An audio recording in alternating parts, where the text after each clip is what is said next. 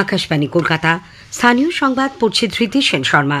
বিশেষ খবর হল, নদিয়ার কালীগঞ্জ বিধানসভা আসনের উপনির্বাচনে বিজেপি প্রার্থী আশিস ঘোষকে হারিয়ে তৃণমূল কংগ্রেস প্রার্থী আলিফা আহমেদ জয়ী হয়েছেন। ভোট গণনার দিনে নদিয়ার পলাশীর মুলান্দি গ্রামে তৃণমূল কংগ্রেস আশ্রিত দুষ্কৃতীদের ছোড়া বোমার আঘাতে ছাত্রী তামান্না খাতুনের মৃত্যু, আহত এক। বিজেপির রাজ্য সভাপতি কেন্দ্রীয় প্রতিমন্ত্রী সুকান্ত মজুমদারের অভিযোগ, তৃণমূল কংগ্রেসের আমলে কোনো বিরোধী রাজনৈতিক দলই সুরক্ষিত নয়। বিজেপি বিধায়ক অশোক লাহিড়ীর বক্তব্য কার্যবিবরণী থেকে বাদ দেওয়ার সিদ্ধান্তের প্রতিবাদে বিধানসভার অধিবেশন উত্তপ্ত হয়ে ওঠে। বিজেপির 4 বিধায়ক সাসপেন্ড। ভারতে নিযুক্ত বাংলাদেশের হাইকমিশনার এম রিয়াজ হামিদুল্লাহ আজ কলকাতায় নবান্নে মুখ্যমন্ত্রী মমতা ব্যানার্জির সঙ্গে দেখা করেন। স্কুল সার্ভিস কমিশনের নতুন নিয়োগের বিজ্ঞপ্তি নিয়ে ফের কলকাতা হাইকোর্টের দ্বারস্থ চাকরিহারা শিক্ষক শিক্ষিকাদের একাংশ। প্রার্থী আলিফা আহমেদ জয়ী হয়েছেন। তিনি তার নিকটতম প্রতিদ্বন্দ্বী বিজেপির আশিস ঘোষকে 50,049 ভোটের ব্যবধানে হারিয়ে দিয়েছেন। তৃতীয় স্থানে রয়েছেন বাম সমর্থিত কংগ্রেস প্রার্থী কাবিরউদ্দিন শেখ। আলিফা পেয়েছেন 1,02,759টি ভোট।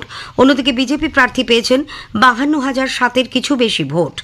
2021 সালে বিধানসভা নির্বাচনে নাসিরউদ্দিন আহমেদ তার নিকটতম প্রতিদ্বন্দ্বী বিজেপি প্রার্থী অভিজিৎ ঘোষকে 46,987 ভোটে পরাজিত করেছিলেন। উল্লেখ্য, আলিফা উপনির্বাচনে 1,02,759টি ভোট পেলেও তার বাবা নাসিরউদ্দিন আহমেদ 1,11,696 ভোট পেয়েছিলেন। বিজেপি প্রার্থীও পেয়েছিলেন 64,709টি ভোট। এদিকে কালীগঞ্জে ভোট গণনার দিনে নদিয়ার পলাশীর মুলান্দি গ্রামে বোমার আঘাতে তামান্না খাতুন নামে 4র্থ শ্রেণীর এক ছাত্রের মৃত্যু হয়েছে। আমাদের জেলার সংবাদদাতা জানাচ্ছেন, কালীগঞ্জ বিধানসভার উপনির্বাচনের ফল ঘোষণার আগেই মুলুন্দি গ্রামে বোমাবাজিতে এক 10 বছরের স্কুল ছাত্রীর মৃত্যুকে কেন্দ্র করে উত্তাল হয়ে ওঠে রাজ্য রাজনীতি। অভিযোগ, দুপুরে হঠাৎ তৃণমূল আশ্রিত দুষ্কৃতীরা মুলুন্দি গ্রামে ব্যাপক বোমাবাজি চালায়। সিপিআইএম সমর্থকদের বাড়ি বেছে বেছে বোমা মারার অভিযোগ ওঠে। তৃণমূল কংগ্রেসের পক্ষ থেকে স্থানীয় কালীগঞ্জ এলাকায় বিজয় মিছিল বা বিজয় উৎসব বন্ধ রাখার সিদ্ধান্ত নেয়। কংগ্রেস, বিজেপি ও বামফ্রন্টের পক্ষ থেকে এই ঘটনার দায় তৃণমূল কংগ্রেসের উপর চাপানো হয়েছে। মুলুন্দি এলাকায় ব্যাপক আতঙ্কের পরিবেশ দেখা দিয়েছে। অনুপম মোদক, আকাশবাণী সংবাদ, দেবগ্রাম, মুলুন্দি, নদিয়া। এই ঘটনার পর পুলিশ সুপার অমরনাথকে বিশাল পুলিশ বাহিনী নিয়ে সেখানে যান। কথা বলেন মৃত শিশুটির মায়ের সঙ্গে। পুলিশের কাছে ক্ষোভে ফেটে পড়েন তামান্নার পরিবারের সদস্যরা। পুলিশ সুপার জানিয়েছেন, ঘটনার তদন্ত শুরু হয়েছে। এ পর্যন্ত গ্রেপ্তার করা হয়েছে একজনকে। এদিকে বোমা ছোড়ার ঘটনায় নির্বাচন কমিশন জেলা প্রশাসনের কাছে রিপোর্ট তলব করেছে। সেই রিপোর্ট খতিয়ে দেখে প্রয়োজনীয় ব্যবস্থা নেওয়া হবে বলে মুখ্য নির্বাচনী আধিকারিক মনোজ কুমার আগরওয়াল জানিয়েছেন। মুখ্যমন্ত্রী মমতা ব্যানার্জি ঘটনায় গভীর উদ্বেগ প্রকাশ করেছেন। সোশ্যাল মিডিয়ায় এক পোস্টে তিনি বলেন, দোষীদের বিরুদ্ধে কড়া পদক্ষেপ নেওয়া হবে। বিজেপির আইটি সেলের প্রধান অমিত মালব্য ঘটনার নিন্দা করে বলেছেন, রক্তপাত ছাড়া একটি উপনির্বাচনেও তৃণমূল কংগ্রেস জিততে পারে না। দলের রাজ্য সভাপতি কেন্দ্রীয় প্রতিমন্ত্রী সুকান্ত মজুমদার অভিযোগ করেছেন, তৃণমূল কংগ্রেসের আমলে কোনো বিরোধী রাজনৈতিক দলই সুরক্ষিত নয়। তৃণমূলের আমলে কোনো দলই, কোনো রাজনৈতিক বিরোধী দলই সুরক্ষিত নয়।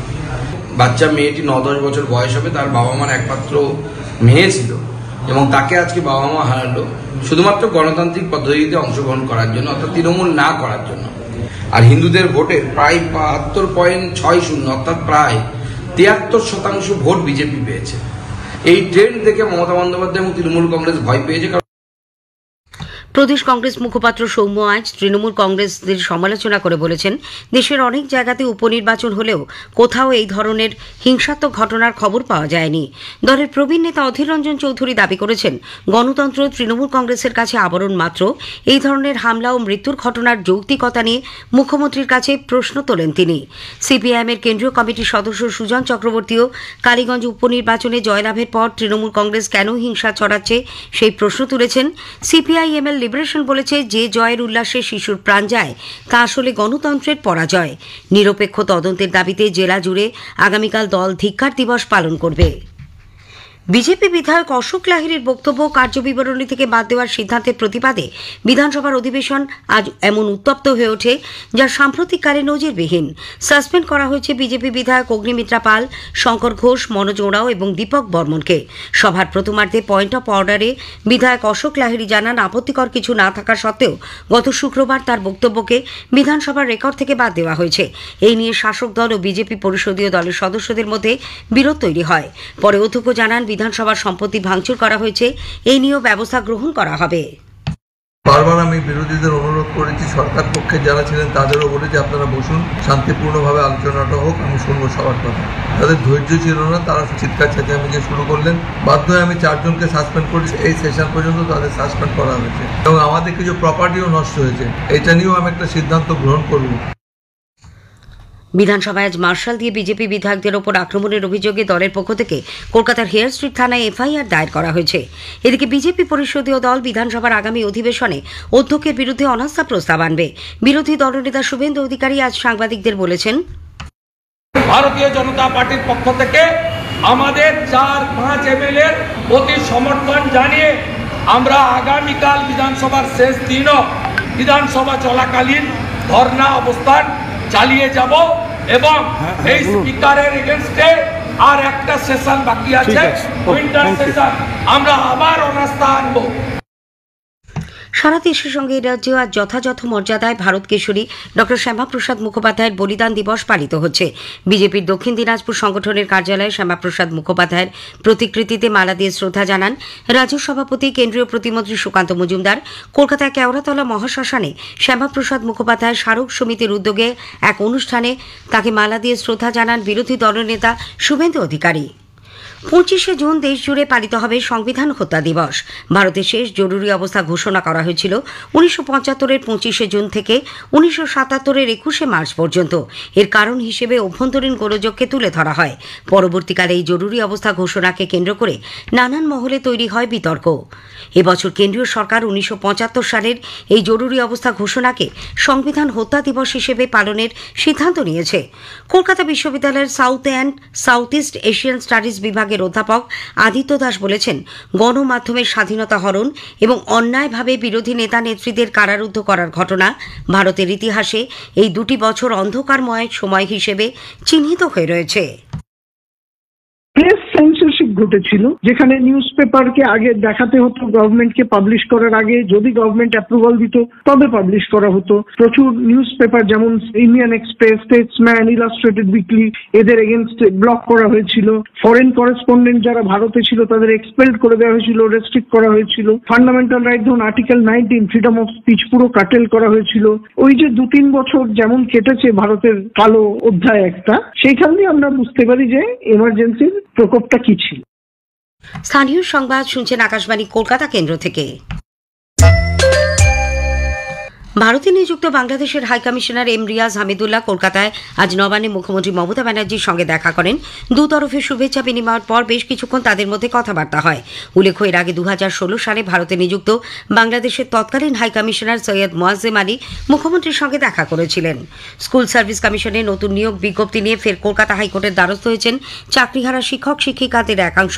তাদের তরফে আইনজীবী অনিন্দ মিত্র, শামীম আহমেদ আজ বিচারপতি সৌগত ভট্টাচার্যের দৃষ্টি আকর্ষণ করে জানান, সুপ্রিম কোর্টের নির্দেশ অনুযায়ী শুধুমাত্র যোগ্য চাকরিহারা শিক্ষকরাই পরীক্ষায় বসতে পারবেন।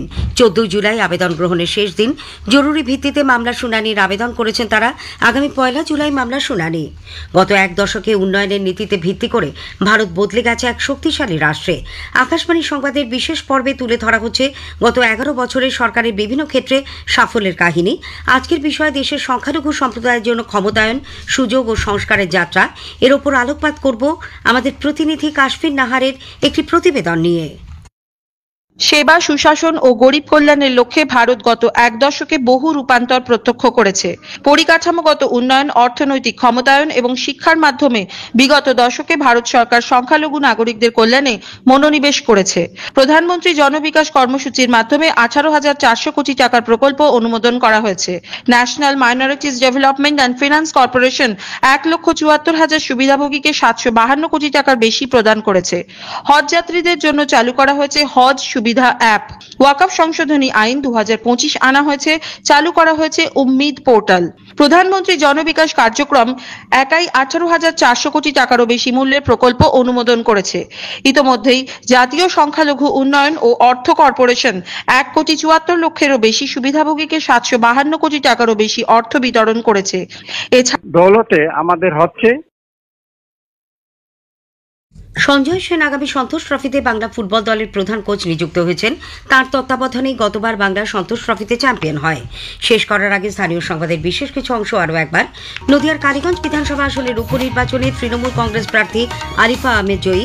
ভোট গণনার দিনে নদিয়ার পলাশীর মুলান্দি গ্রামে তৃণমূল কংগ্রেস আশ্রিত দুষ্কৃতীদের ছোড়া বোমার আঘাতে ছাত্রী তামান্না খাতুনের মৃত্যু, আহত 1।